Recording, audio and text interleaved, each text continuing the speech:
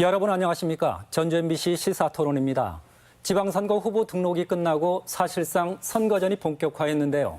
공약 대결 없는 선거전이 더 심해질 것이라는 우려가 적지 않습니다. 출마 후보 정보가 충분치 않은 이른바 깜깜이 선거가 될 수도 있다는 얘기인데 도대체 대안은 없는 걸까요? 오늘 시사토론에서 진단해 보겠습니다. 함께 토론할 토론자 세 분 모셨습니다. 어서 오십시오. 안녕하세요. 안녕하세요. 네, 지방선거 후보 등록은 어제까지 끝났지만 예비후보 등록은 지난 2월 중순부터 시작됐거든요. 그래서 사실상 선거운동이 3개월을 넘긴 셈인데 지금까지 3개월간 선거운동 혹시 지켜보셨다면 어떻게 평가할 수 있을까요? 이정현 차장님. 예. 우리 지역 포함해서 전국적으로 마찬가지인데 지방선거 후보자들 고소 고발 중앙당에 대한 항의 폭력 사태까지 이뤄지고 있는데요. 이거 보면서 과연 우리나라가 그러니까 시민들이 촛불을 들어서 정권을 바꾼 거의 혁명 수준의 한 나라인가 좀 이런 부분이 좀 의심이 될 정도인데요.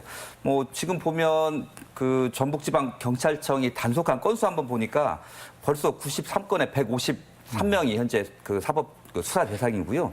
공직선거법 위반한 사례만 해도 한 61건 정도 되니까 여전히 정책 제안이라든지 이런 것들보다는 어쨌든 흑색 선전이라든지 그다음에 지역의 인맥이라든지 학연 이런 네트워크를 통한 조직 선거라든지 좀 이런 부분들이 쉽사리 좀 사라지지 않고 있다 보고 있고요. 이런 선거 분위기를 이렇게 혼탁하게 만들어가고 또 정책 선거라기보다는 다른 방식의 선거를 유지하는 거는 저는 이제 민주당의 어떤 일당 독점 체제에 좀 있다라고 보는 거고요. 특히나 이제 전국적인 상황도 마찬가지입니다. 현재 문재인 대통령 인기, 그다음에 남북 정상회담 이런 부분에 들어서 워낙 민주당이 이제 독주하고 있는 이런 상황인데 저는 이제 오히려 지방선거니까 지방에 예를 들면 도당이 정책 기능을 못하고 있다는 거 보는 거죠. 그러니까 이 정당들이 일상적인 시민들의 행복이라든지 시민들의 삶을 보듬어 안고 정책을 하고 정치 활동을 하는 정당이 아니고 저는 선거 정당이라고 본 겁니다. 평상시에는 활동을 안 하다가 선거 때가 되면 권력을 어떻게 나눌 것인가 이 부분에만 좀 관심이 있거든요. 그러다 보니까 이제 결국은 경선이라고 하는 절차를 통하게 되는데 이 경선이라고 하는 부분들도 동원 방식들의 구태를 못 벗어나고 있는 거고 그리고 도당이 우리 전라북도만 하더라도 더불어민주당 같은 경우는 당원 수가 전국적으로도 가장 많고 당내 영향력은 아마 자치단체 중에서 가장 높지 않습니까? 그럼에도 불구하고 정책을 만들어내는 연구소 하나가 없습니다. 그러니까 정책 담당도 없는 거고 그래서 저희가 지방선거 때 정책을 좀 제안하고 정당하고 좋은 이슈들을 가지고 토론해서 뭔가 좀 유권자들의 관심을 끌어내려고 하더라도 파트너가 없는 겁니다. 근데 모든 후보자들하고 저희 시민사회가 다 개별적으로 접촉할 수도 없고 그래서 참 답답하기도 하고 그래서 좀 시민사회 입장에서는 발만 동동 구르면서 이 좋은 기회를 유권자들이 좀 잘 판단해서 좋은 후보자를 선택해야 되는데 좀 많이 고민이 많습니다. 이제 제가 거기에 좀 덧붙이면, 그러니까 저도 이제 정당의 문제다, 우리나라 정당 정치의 문제다. 원래 이제 정당이 후보를 공천할 때 어쨌든 그 정치 철학, 정책과 공약 이런 부분들을 중심으로 해서 후보를 검증을 하고 공천을 해야 되는데. 이게 조직 선거를 계속 부추기고 이러다 보니까 정책 공약이라고 하는 게 전혀 중요하지 않는 거예요. 그러니까 일단 공천받는 데 중요한데 공천받기 위해서 정책 공약은 의미가 없다. 그러니까 이제 후순위로 밀리는 거죠. 그러니까 정치라고 하는 건 어떻게 하면 내가 공천을 받을 수 있느냐, 또 이제 유권자에게 어떻게 표를 받을 수 있느냐라고 하는 문제인데 일단 지금까지 과정은 이제 1라운드죠. 어쨌든 정당의 공천을 받는 건데 정당 공천에서 이 후보자가 가지는 정치 철학이나 정책 공약이라고 하는 부분들이 전혀 어떤 고려의 대상이 아니다. 그렇다고 하면 이 정당 정치의 후진성이라고 하는 건 이루 말할 수 없고요. 이게 비단 정책이 없다라고 하는 건 이번 선거만의 문제는 아니었죠. 그렇다고 한다면 이 고질적인 문제를 해결해야 될 주체가 정당인데, 그러니까 예를 들면 정당이 당원들 교육을 시켜야 되는 거거든요. 그리고 정치하려고 하는 분들의 어떤 정책적 능력을 키워주고 그런 부분들을 검증하고 그런 부분들의 능력들이 시민들한테 검증받으면서 어쨌든 후보자로서의 자질을 갖추고 그런 사람들을 공천해야 한다고 하는 게 정치의 이제 기본 전제라고 한다면 이런 기능이 완전히 없는 거고요. 그리고 아까 얘기했듯이 이제 조직 선거입니다. 누가 사람을 많이 동원할 수 있고 그러다 보니까 이제 고비용이라고 하는 이 정치 악순환이 계속되는 거고요. 결론에서 누구나가 다 예상했듯이 어떤 사람이 공천받을 거라고 하는 예상표가 미리 나왔었고요. 그게 거의 어긋나지 않는다라고 하는 건 결국에 국회의원 또는 지구당 위원장의 다음의 정치 행보를 위한 어떤 디딤돌 뭐 이것을 벗어나지 못하다 보니까 당연히 어쨌든 그 정책이나 공약이 쓸 자리가 없었던 것 같고요. 물론 이제 어쨌든 전국적 상황 때문에 어떤 지방자치 선거가 이제 보이지 않는다 이제 이런 말씀에 동의를 하지만 근데 그러다 보니까 이제 민주당을 제외하고 나머지 정당들은 정말 인물론을 가지고 이야기를 하지만 아직 그게 뭔가 집중이 되고 있지 못하고요. 뭐 뒤에서 또 말씀드릴 기회가 있겠지만 이제 뭐 오죽하면 선거에서 가장 중요하게 생각하는 뭐 이렇게 선거 토론회를 나오느냐 나오지 않느냐 이런 게 쟁점이 되고 있다라고 하는 게 어떤 그 현재 어떤 정당 정치의 수준 내지는 뭐 이런 정치권의 현재 수준 이걸 좀 이야기하는 거 아니냐. 그래서 아무튼 뭐 이 과정에 유권자들이 좀 고민이 좀 많을 것 같아요. 결국에 좀 유권자들의 현명한 선택 이런 부분들이 이후에 정치 문화를 좀 바꾸는 과정이 돼야 되지 않을까 이렇게 생각합니다. 예, 강 국장님, 그러면 일단 후보 선출 과정에서부터 이런 어떤 구조적인 문제가 있었다, 한계가 있었다고 지적하는 것이고, 그럼 이후의 선거운동 과정에서도 정책 대결 그리고 인물 검증 이런 건 사실상 기대하기 어려운 수준 아니냐는 어떤 지적으로 들리거든요. 예. 동의하시는 건가요? 네, 좀 저도 뭐 덧붙여서 제도의 측면에서 좀 더 말씀을 드리면요. 우리가 촛불 거치면서 그 촛불 때 많이 나왔던 이야기가 정치개혁 이야기였습니다. 그러니까 뭐 좀 협소하게는 선거 제도를 바꿔야 된다 이런 이야기였는데요. 저는 이제 맞물리는 이야기다라고 생각하는데 우리나라 정치 지형 자체가 승자 독식이 너무 강하거든요. 그냥 1등만 살아남는 거고 그 표의 비례성도 제대로 보장이 안 됩니다. 그러니까 어차피 그냥 될 사람 찍어주자 관심을 그다지 안 가지는 거죠. 저는 그리고 여기에는 언론의 책임도 좀 짚어야 될 것 같습니다. 경마식 보도라고 많이 이야기되죠. 그냥 지지율만 나열해놓고 그냥 후보자들이 누가 몇 % 나왔다, 누가 1등이다. 이거는 어떤 정책적인 변별력을 보여주는 게 아니거든요. 유권자들이 어차피 될 사람 찍자. 뭐 이제 이런 그 풍토 속에서 이렇게 당장의 이제 후보들도 당장의 지지율에만 목을 매달게 되고 그러다 보니까 쉬운 방법이 네거티브인 것 같습니다. 그러니까 이런 좀 구조적인 문제가 있지 않나 이렇게 생각을 하고요. 또 한편으로 이런 그 네거티브들이 그러니까 서로의 이제 공방들이 사실 언론에서 미디어에서 이제 증폭되는 것도 있는데 1차적으로는 좀 검증이 필요하다. 언론에서 그런 역할을 해줘야 된다. 그러니까 그냥 무조건 제기한다고 다 그대로 기사로 만들고 마치 막 엄청난 공방이 오가는 것처럼 하기보다는 좀 검증을 해서 아닌 거는 그냥 애초에 그냥 좀 잘라주는 그런 접근들이 필요하다 이렇게 생각합니다. 그러니까 좀 저 보면 그러니까 우리가 흔히 선거판을 우리가 그들만의 리그라고 얘기를 하잖아요. 그러니까 이제 어쨌든 뭐 선수들이 페어플레이도 해야 되고 멋진 기술도 선보이고 해서 사실은 관중들, 그러니까 유권자들의 관심을 좀 끌어내서 사실은 흥미진진하게 만들어야 이게 흥행이 되는 건데 저는 이제 이 선수들도 문제지만 이 감독 내지는 구단주 어찌 보면 이게 이제 정당이잖아요. 이번 뭐 도당이나 이런 분들인데 이번 정치판에서 보면 이제 예정된 사람들만 보이는 거잖아요. 그러니까 정치 신인. 특히 뭐 청년이라든지 여성이라든지 좀 이런 부분들이 좀 안 보이거든요. 그러니까 예를 들면 선수들이 나태해지고 예를 들면 경기력이 떨어지면 새로운 정치 신인들을 공급을 해서 활력소도 좀 불어 넣어주고 경기의 이변도 좀 만들어내고 그래야 좀 역동적인 판이 되는데 실제로 이번 경선 과정에서 보면 전혀 좀 정치 신인들을 발굴하려고 하는 노력도 없었고요. 아까 말한 대로 촛불 정신을 우리 지역사회의 적폐청산으로 어떻게 이어갈 것인가라고 하는 노력들이 저는 적어도 지역 정치권에서 는 없었다고 보여집니다. 그러다 보니까 이 지방선거 사실은 흥행을 잘 시켜서 정말 능력 있고 검증받은 인물들이 뭐 선택을 받아야 되는데 오히려 유권자들의 관심이 좀 멀어지는 그런 판이 되고 있는 것 같아서 지금부터라도 조금 뭐 그 공약도 좀 검증하고 인물도 좀 비교를 하는 뭐 이런 자리들이 좀 많이 있었으면 좋겠습니다. 차장님, 지금 보면 일종의 악순환. 이게 처음은 아니지 않습니까? 이런 뭐 이렇게 문제 제기들이 선거 때마다 거의 뭐 이렇게 예외 없이 이렇게 지적되는 것 같은데 악순환의 문제 그리고 확장되고 있다는 그러니까 학습되고 있다는 그 문제도 있을 듯해요. 네. 후보들도 결국은 이런 것이 편한 선거다 여기에 묻어가는 것이 오히려 안전한 선거다 이렇게 인식이 되는 듯한 부분도 있거든요. 그러니까 이제 그 사실은 이제 이번 선거 결과가 나와봐야 알겠지만 2년 전 총선이랄지 뭐 4년 전 지방선거 그 전으로 가면 변화의 조짐들이 있었습니다. 그러니까 이제 민주당이 독식하지 못하는 그런 구조가 있으면서 일정하게 어떤 정치 지형의 변화 그러면서 어쨌든 그 후보자들의 정책과 공약이라고 하는 부분들이 뭔가 조금씩 자리를 잡을 수 있는 공간이 있었는데요. 어쨌든 지금 현재 뭐 정권 교체 이후에 어쨌든 현 정부의 높은 어떤 지지율 그리고 뭐 남북 관계 문제 뭐 이런 부분들이 고공행진하면서 이제 그랬던 요소들이 지금 묻혀 있습니다. 묻혀 있는데 이게 계속 묻혀 있을 거냐? 그렇지 않으면 일정 과정을 통해서 다시 어떤 그런 부분들이 올라올 거냐? 저는 이제 올라올 거라고 봅니다. 왜냐하면 지금은 그러니까 공천 과정에 있어서 이렇게 놓고 보면 잡음이 너무 많습니다. 잡음이 많고 굉장히 시달려요. 뭐 여론조사랄지 뭐 이런 부분들이 시달리다 보니까 그런 부분에 대해서 시민들이 느끼는 건 뭐 피로감.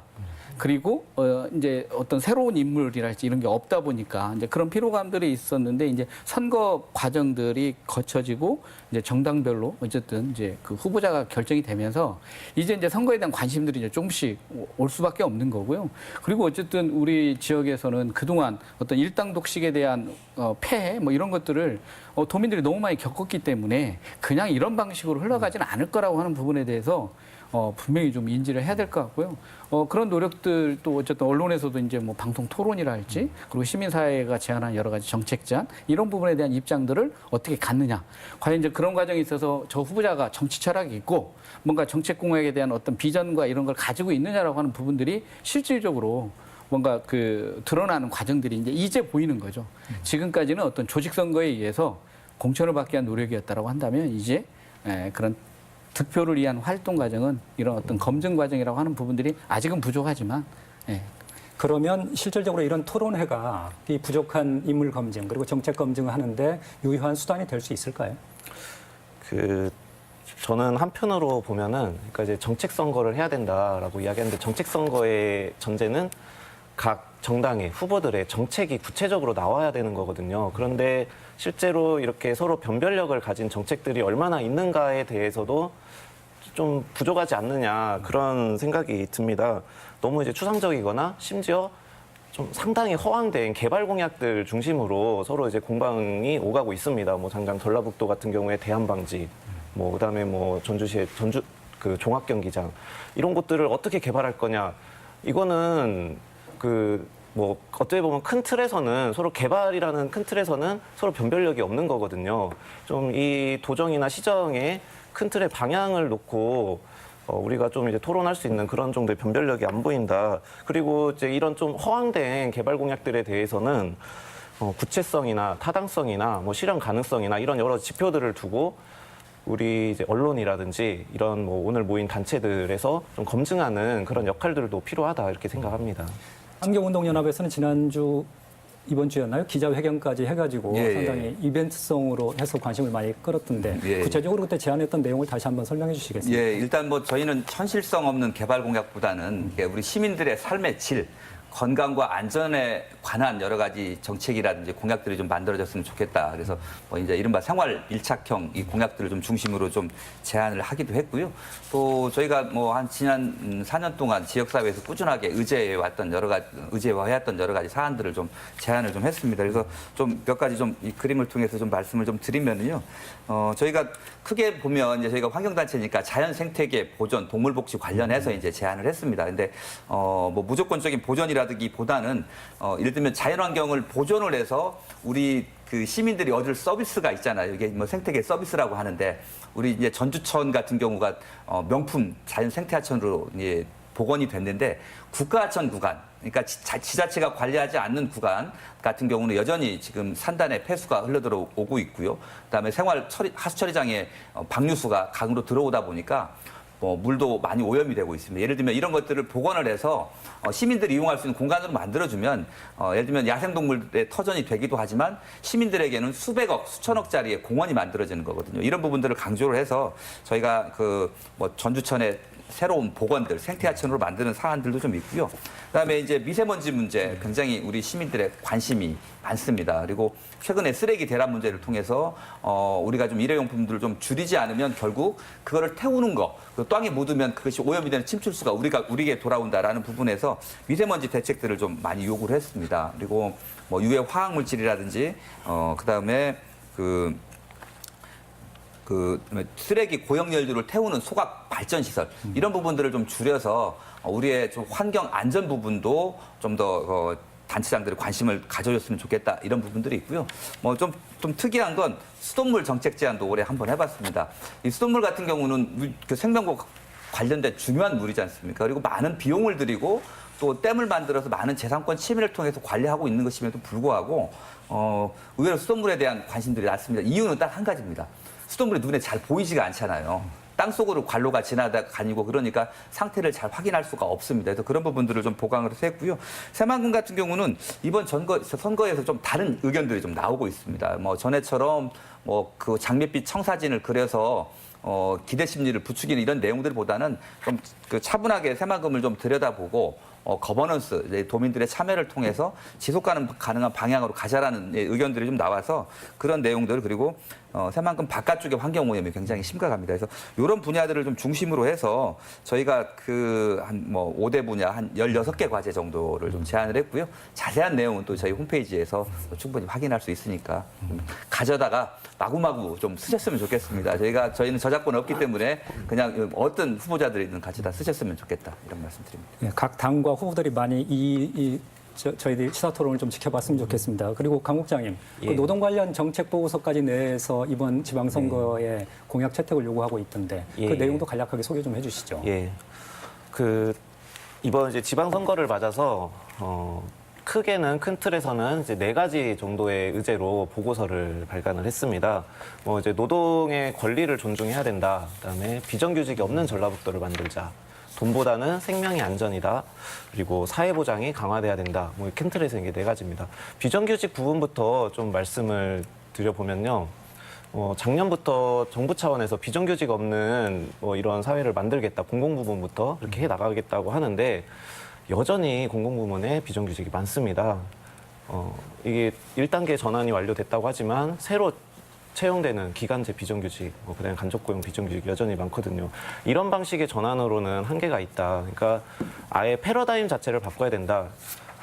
애초에 정규직 고용을 원칙으로 하고 예외적으로 고용을 할 때에는 어떤 사회적 논의 기구를 통해서 논의를 한 다음에 예외적으로만 승인을 하고 대신에 비정규직을 예외적으로 고용할 때에는 정규직에 비해서 오히려 높은 임금을 줘야 된다라는 겁니다. 그러니까 비용 절감을 위해서 비정규직을 확산시켜왔던 이런 관행들을 완전 이제 뿌리채 좀 뒤엎는 그런 방식들을 좀 제안을 드리는 거고요.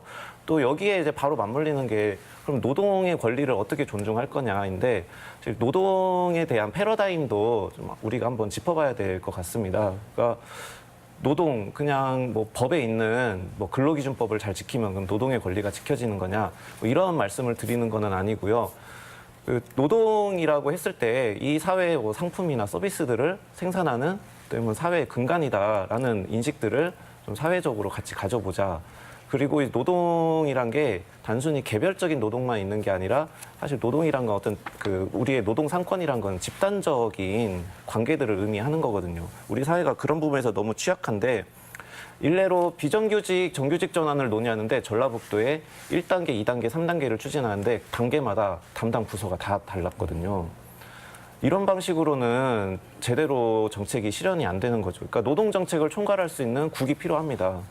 노정교섭이 이루어져야 되고요. 노동 정책을 만들 수 있는 연구원도 있어야겠죠. 이번에 최근에 이제 GM, 그다음에 현대중공업 이런 제조업 위기 상황에서도 그게 산업 전반에 그냥 고용으로 노동으로 어떻게 위기가 확산되는지에 대해서 제대로 연구가 이루어지지 않고 있거든요. 그걸 전담하는 부서도 없고. 이제 그런 부분들과 맞물려서 또 공공성과 이게 어떻게 연관이 되는 거냐. 좋은 일자리가 공공성을 강화한다. 저는 이렇게 말씀을 드리고 싶습니다. 결국 이제 공공부문에서 일하는 노동자들이 공공 서비스를 제공을 하는 건데요. 이 분들이 불안정한 일자리에서 저임금으로 일을 하면은 어떻게 좋은 서비스를 제공할 수 있겠느냐. 그렇다면 오히려 정규직 일자리로서 좋은 일자리로서 더 좋은 공공 서비스를 담보할 수 있다. 보육이든 의료든. 그렇게 좀 큰 틀에서 제안을 드리고 있습니다. 저도 좀 소개를 좀 해야 될 것 같은데요. 일단 단체장은 권한이라고 하면 인사권하고 그리고 이제 감사권이 대단히 중요합니다. 비리 문제에는 감사 기능이 제대로 작동을 하느냐라고 하는 부분이요. 그래서 인사권 문제는 물론 이제 공무원 인사권을 좀 개입할 수 있는 여지는 없지만 어쨌든 인사위원회를 어떻게 개혁할 거냐라고 하는 문제가 있고요. 두 번째는 이제 전라북도 같은 경우에 산하 출연기관이랄지 산하기관에 대한 인사 같은 경우는 인사청문회를 도의회에서 할 수 있도록 하자. 근데 지금 사실은 뭐 서울이나 다른 자치단체, 광역단체는 거의 진행을 하고 있거든요. 근데 전라북도만 아직 진행이 되고 있지 않아서 좀 그게 좀 필요하고 감사권 독립을 어떻게 만들 거냐. 그래서 이제 합의제 감사위원회 제도를 좀 도입을 해서 감사권을 좀 독립을 하자라고 하는 부분이 가장 좀 대표적이고요.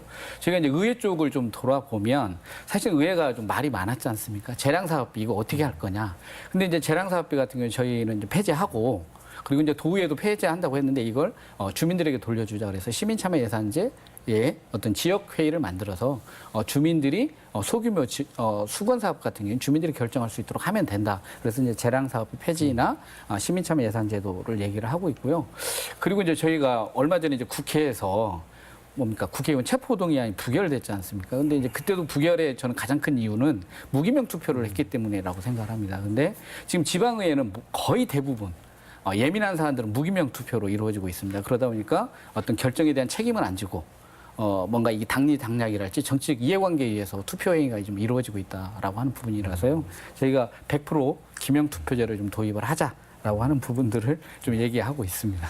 처장님 보면 그러면 그 미세먼지 없는 맑은 하늘 예, 그게 주는 상징성이 굉장히 있어요. 그러니까 가장 기본적이면서도 당연한 것 예, 예. 그리고 비정규직 문제 이런 것들은 그렇다는 생각이 드는데 예. 일단 그 이벤트성으로 그때 그 기자회견을 하셨는데 예. 일단 반응이 후보들이나 당 쪽에서 좀 있었는가요? 오히려 정치 신인들은 메시지라든지 메일을 통해서 자료집을 좀 보내달라라고 하는 제안들이 좀 있었고요. 저희가 이제 그 단체장들은 저희가 직접 전달을 좀 했습니다. 그래서 이제 수용 여부에 대한 판단이 또 중요하지 않습니까? 그걸 또 유권자들한테 알리는 몫이 저희들의 일인데, 그래서 저희가 정책 제안은 이건 그냥 편하게 가져다 쓰시고 반영을 해주십사 저희가 간곡하게 부탁을 좀 드렸던 내용들이고요. 그다음에 유권자들이 이분이 정말 미세먼지를 해결할 수 있는 후보인지 눈에 잘 보이지 않는 거지 않습니까? 그래서 이런 부분들에 할 수 있는지는 이제 저희가 질의를 할 겁니다. 그래서 좀 변별력들 각 후보자들의 변별력을 알아볼 수 있도록 좀 구체적으로 개발 공약이라든지 보이지 않는 환경 정책이지만 실제 예산을 투입을 해서 도시공원 일을 지키겠다는 이런 걸 할 수 있는 후보인지를 저희가 한 20, 30문항으로 좀 현재 다시 질의를 하고 있습니다. 그래서 이 질의를 저희가 받아서 이제 이걸 좀 분석을 해서 또 유권자들한테 좀 알려줘서 저도 우리 시민들의 삶의 질, 환경을 위해서 가장 많은 예산을 투입하고 행정력을 투입을 해서 뭔가를 좀 바꿔놓겠다고 하는 후보들 정도는 윤곽이라도 좀 잡힐 수 있도록 해서 유권자들에게 알려나갈 예정입니다. 이게 워낙 정책 내지는 공약 없는 선거 이게 워낙 해묵은 과제이다 보니까 혹시 이걸 제도화할 수 있는 방안이 없나 이 단계를 뛰어넘는 물론 이게 민주주의의 한 방식이기 때문에 이 역시도 존중해야 된다는 의견도 있을 수는 있겠지만 제도화에 대해서 고민하는 어떤 의견들도 있을 수 있다고 생각하는데 방안은 없을까요? 그러니까 정책 공약을 제도화하기는 어려울 것 같은데요. 사실은 이제 그 선거법이 만약에 개정이 되면 뭔가 이제 유권자들이 자유롭게 어쨌든 정책도 제안하고 또 어떤 정책에 대해서 반대도 하고 찬성도 할 수 있는 그런 폭이 열려야 되거든요. 그러니까 이게 토론회가 방송 토론회나 이런 것도 중요하지만 어떤 시민들의 어떤 모임이랄지 또는 시민단체 이런 데서 주관하는 어떤 토론회에 나와서 후보자들이 어떤 자기 정책에 대한 그리고 제안된 정책에 대한 입장들을 계속 이야기하면서 그 가치들이 좀 형성되는 과정들이 필요하고요. 그래서 이제 저희가 이게 좀 어렵다 보니까 제가 이번에 이제 시의원들한테도 이야기를 좀 했던 게 대부분 사람들은 모든 걸 찬성을 합니다. 기명 투표도 찬성하고 재량사업비 폐지도 찬성하고 근데 개인이 됐을 때는 찬성을 하는데 그게 어떤 제도의 변화로 나가지 못해서 저희가 이제 정책 질의를 하면 거기에 대한 입장들을 좀 묻고 그리고 이제 그 부분들에 대한 변화가 구체적으로 이루어질 수 있도록 이제 임기가 시작되면 그런 부분들을 요구할 수밖에 없다. 그래서 저희는 좀 방법을 기록하자. 그러니까 의원들이 약속하고 또는 후보자들이 약속했던 것을 계속 기록하는 거죠. 그러니까 이걸 왜 안 하냐라고 하는 게 아니라 약속했던 것들이 그런 시기에 따라서 이행되고 있는가 그렇지 않은가를 기록해서 결국에 유권자들에게 다음 선거 때 그 자료를 제공을 하면 과연 이 후보자가 자기가 얘기했던 공약을 제대로 지켰는가 그렇지 않는 건가 이런 거에 대한 판단 기준을 제시를 하자는 거거든요. 그래서 이걸 기록하는 곳이 없습니다. 그래서 선관위에 물론 제출하고 이런 과정들이 있지만 핵심 공약 한 5가지 정도만 얘기되고 있어서 저희가 어쨌든 시민의 입장에서 어떤 후보자들이 이야기하는 그런 공약들을 기록하고 또 저희가 제안하는 정책들에 대한 입장들을 기록해서 그러한 부분들이 임기 과정에서 어떻게 이루어지는가 또 이루어지지 못했는가 이루어지지 못했으면 왜 그랬는가라고 하는 부분들을 그분들이 이야기할 수 있도록 하고 저희는 이제 그걸 공개하는 방식으로 좀 저희도 좀 방식을 좀 바꿔가려고 합니다. 저 그냥 하나 되게 덧붙여서 말씀을 드리면은 사실 이런 부분에 대해서 오래전부터 저도 개인적으로도 많은 고민이 있었습니다. 그러니까 그냥 지방자치선거 한번 선거하고 나면 4년 동안 뭐 이게 유권자들에게 아무런 이제 권한도 없이 그냥 그 뽑힌 사람이 마음대로 하게 그냥 보고만 있어야 되는 건가? 오히려 그러니까 그 이제 단체장을 뽑는 선거도 있겠지만 정책에 대한 투표를 해보는 건 어떻겠느냐 이런 제안도 이건 좀 제도적인 변화가 또 필요할 것 같습니다. 그러니까 이제 주민 투표를 하는 거죠. 주요 정책들에 대해서는 그냥 단체장 뽑았으니까 단체장이 마음대로 하는 게 아니라 다시 한번 그 시민들의 의견을 묻는 그런 절차를 좀 더 보완하는 것도 필요할 것 같습니다. 저도 좀 제도적인 말씀 드리면, 그러니까 현재 매니페스토 운동이라고 해서 과거에 이제 헛공약이라든지 실현 가능성이 낮은 공약 이런 부분들을 좀 지향하자라고 해서 아마 뭐 영국 쪽에서 활발하게 했던 제도를 좀 도입을 해왔는데요. 그래서 현재도 보면 이제 가능하면 자치단체장 정도는 매니페스토 기준들, 예를 들면 뭐 예산 계획이라든지 실현 가능성이라든지 추진 우선순위라든지 이런 것들을 반영을 해서 현재 공약을 제출하게 돼 있고요. 당선된 뭐 단체장들 같은 경우는 홈페이지에 그 공약 이행 사항이라고 해마다 점검률을 좀 돼 있습니다. 그래서 이 부분들을 좀 아는 사람만 알거든요. 일반인들도 다 볼 수 있도록 좀 더 이걸 좀 확대해 나가는 방법들이 선관위가 좀 더 노력해야 될 부분들이 있고요. 시군에도 노력을 해야 되는 거고요. 두 번째 저는 그러니까 이번에도 아까 경선 과정 문제가 자꾸 됐었잖아요. 근데 경선이 곧 당선인 상황임에도 불구하고 방송 토론회나 언론 토론회를 하지 않은 지역들이 굉장히 많았습니다. 근데 이런 부분들은 적어도 요 경선을 치르는 선거관리위원회든 아니면 도당이든 여기에서 저는 반드시 정책 토론회를 열어야 되는 거고 이 토론회 중에 비중은 정책 토론회가 돼야 된다고 생각을 합니다. 인물 검증보다는 그렇게 돼야 된다고 생각을 하고 두 번째는 이번에 보면 그 각 정당에서 10대 정책 공약집을 냈습니다. 저희 환경 공약은 미세먼지 딱 하나 있는데 어쨌든 중앙당이 큰 틀에서 여러 가지 당의 정책들을 지방선거에 내잖아요. 근데 이건 지방선거인데 지방에 예를 들면 도당에서는 정책 공약을 내지를 않는다라는 겁니다. 모든 후보자가 다 모든 분야에 공약을 낼 수는 없는 거거든요. 그러면 중앙당이나 도당에서 낸 정책 공약이나 자료들을 가지고 자기 지역에 구체적으로 적용하는 공약들을 만들어내면 되는데 그런 게 없습니다. 그래서 저는 반드시 도당에서는 지방 공약을 의무적으로 만들어야 된다고 생각을 하고요.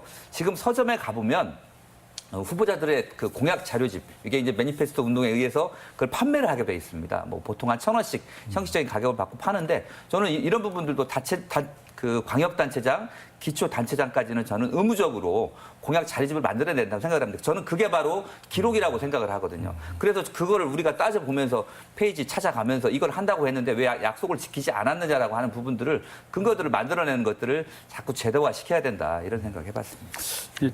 어쨌든 뭐 지금 이제 여러 가지 이야기가 되고 있는데요. 아마 이제 제도 변화는 사실 이제 개헌을 통해서 지방분권이라고 하는 부분들 올 겁니다. 어쨌든 입법권이랄지 뭐 이런 권한들이 강화되기 때문에 변화가 올 수밖에 없고요. 이제 그러면서도 저희가 이제 우려하는 건 그런 지금도 뭔가 권한이 적어서 문제가 되는 건 아니죠. 근데 더 큰 이제 권한, 어떤 지방분권의 기본 원리니까 그래야 되지만 그랬을 때 어떤 주민통제권이 어떻게 가능할 거냐라고 하는 거죠. 그래서 지금 이제 직접 통제와 관련해서는 이제 주민소환이랄지 주민투표, 주민 발의의 요건들이 지금 주민소환 같은 경우는 이루어지는 경우가 거의 없는 상황이거든요. 그래서 형식화되어 있는 건데 이런 부분들이 현실화되면 지금처럼 단체장이 당선 이후에 막 그렇게 갈 수 없는 거죠. 이제 그렇게 될 수밖에 없을 것이다. 근데 이 부분은 얘기가 되고 있지만 아까 이제 저희가 그래서 또 정책 제안에서 중요하게 생각하는 건 그러니까 직접 통제 수단이 있는가 하면 그걸 항상 발현할 수가 없거든요. 그렇다고 한다면 간접적인 어떤 통제 수단으로 아까 얘기해서 그래서 어떤 시민감사위원회랄지 그 시민참여예산제도랄지 이런 부분들을 어떻게 할 거냐 그리고 지역의 중요한 의제들은 지역 주민이 직접 결정할 수 있도록 시민공론위원회랄지 이런 부분들을 좀 제도화하는 과정들 그래서 이런 사안들을 좀 반영하는 후보가 진짜 지방자치 주민자치를 아는 후보다. 그래서 이제 저희는 그런 지방자치를 아는, 주민자치를 아는 후보의 변별력을 이제 그런 기준으로 좀 보려고 합니다. 결국은 주민, 주권자, 유권자의 그 껴있는 의식 이 부분도 상당히 중요할 것 같습니다. 결국 네. 밥상을 차려줬는데 결국 후보들이 그것을 어떻게 채택하느냐의 문제, 그리고 최종적으로 심판은 유권자가 할 것이니까 그것도 중요하지 않을까, 유권자들의 책임. 네, 그렇습니다. 그 유권자들의 책임 부분을 이렇게 이제 이게 그냥 뭐 시민들이 자발적으로 알아서 잘 해야 된다. 이게 어떻게 보면 좀 너무 이제 계몽적인 이야기로 들릴 것 같아서 조심스럽기도 한데요. 저는 같이 가야 된다고 생각하고요. 제도의 변화와 같이 가야 된다. 그래서 유권자의 표를 사표로 만들지 않기 위한 좀 우리가 이제 그런 모색들을 더 적극적으로 해야 된다고 생각합니다. 그 작년부터 정치제도 개혁에 대해서 많은 논의가 있었는데 이 부분에 대해서는 집권 여당의 책임이 좀 있습니다. 그러니까 자기들에게 유불리를 따져서 정치제도 개혁의 의제들을 좀 외면했거든요. 지지율에 연연하지 않고 정책을 가지고 선거운동을 할 수 있게 하려면은 뭐 결선 투표제라든지 연동형 비례대표제라든지 이런 제도 변화가 있다면 충분히 지금보다는 더 나아질 수 있을 거거든요. 그러면 유권자들도 될 사람만 찍는다가 아니라 군소정당의 후보들에 대해서도 그래 한번 이 사람의 의견이 더 마음에 드니까 한번 찍어보자 이렇게 할 수 있을 거라고 생각을 합니다. 저희들이 준비한 토론 시간이 거의 다 돼갑니다. 이렇게 이야기를 나누다 보니까 뾰족한 대안이 막상 없구나 하는 어떤 한계도 절감하게 되는데요. 그래도 제안이나 어떤 대안 모색을 멈추어서는 포기해서는 안 된다는 생각인데 마지막으로 마무리 말씀 겸해서 듣도록 하겠습니다. 이성민 차장님.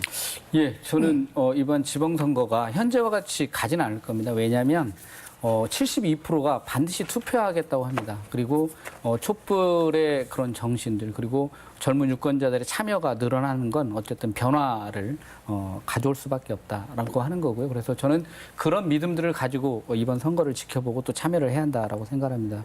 그리고 저는 개발하겠다, 해주겠다라고 하는 후보는 거짓 후보고 내가 가진 권한을 주민들에게 돌려주겠다. 그리고 주민들이 결정할 수 있도록 해주겠다. 라고 하는 후보가 진짜 후보입니다. 그래서 우리 유권자들께서 어떤 공약을 볼 때 뭘 만들어주겠다고 하는 그런 공약보다는 권한을 어떻게 나눌 건지 그리고 주민에게 결정권을 주겠다고 하는 그런 후보를 찾는다고 한다면 제대로 된 어떤 그 투표권을 행사할 수 있지 않을까 생각합니다. 이정현 차장님. 예, 저는 살림 잘하고 일 잘하는 사람 그리고 배려할 줄 아는 이런 그 시장 군수 뽑으면 우리 삶이 굉장히 행복해질 수 있다고 생각을 합니다. 대선이나 총선도 있지만 우리 아이들을 기르는 문제, 그다음에 우리 일터와 우리 집 주변의 환경을 개선하는 문제는 저는 단체장 때 역할들이 굉장히 크다고 보거든요. 그래서 저는 이번 지방선거에서 좀 쟁점을 하나 만들어갔으면 좋겠습니다.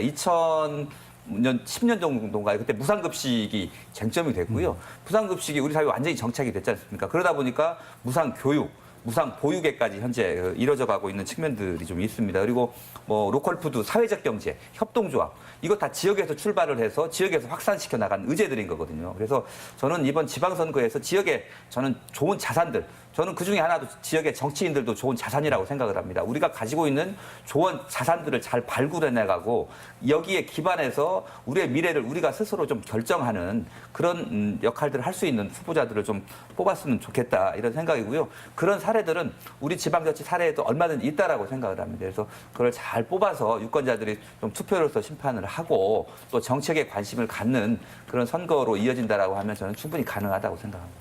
강문식 국장님. 네. 지난 10년 이상 한국 사회가 성장, 효율 이런 단어들 중심으로 움직여 왔습니다. 그러면서 노동권과 공공성 자체가 많이 파괴되어 왔는데요. 특히 전라북도는 전국에서도 임금 수준이 최하위거든요. 그런데도 이번에 제조업 위기가 이렇게 도래하고 있습니다. 그러니까 나쁜 일자리를 감수하고도 기업들을 유치했지만 그게 기업들이 떠나는 걸 막지 못했다는 거죠. 패러다임을 완전히 좀 바꿔야 된다. 이번에는 이제는 진짜 바꿀 때도 됐다. 그래서 오히려 좋은 일자리가 성장도 추동을 할 수 있고 공공성도 강화하고 사회에 더 좋은 영향들을 우리의 삶을 더 증진시킬 수 있다. 이런 접근을 하면서 촛불 이후 첫 지방선거입니다. 이번 지방선거에서는 그런 이야기들을 후보들이 많이 꺼냈으면 좋겠습니다. 여러분 어떻게 보셨습니까? 지역의 일꾼을 뽑는다는 지방선거라는데 주인 대접은 받고 있는지요? 지금부터라도 더 꼼꼼히 따지고 평가하고 비교하고 검증하는 주권자, 더 엄격하게 심판하는 똑똑한 유권자가 돼야 한다는 생각입니다. 오늘 토론 여기에서 마치겠습니다. 시청해주신 시청자 여러분, 함께해주신 토론자 여러분, 고맙습니다.